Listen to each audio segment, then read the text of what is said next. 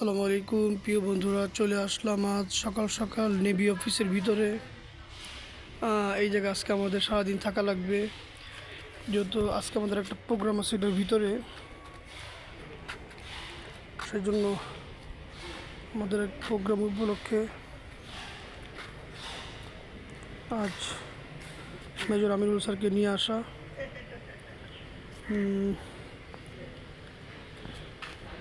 নেভিতে মোটামুটি প্রোগ্রাম আমাদের থাকেই।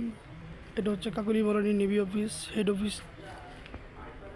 ওই যে দেখা যাচ্ছে একটা মসজিদ, খুবই চমৎকার মসজিদ একটা, আল্লাহ তাআলার ঘর, আলহামদুলিল্লাহ।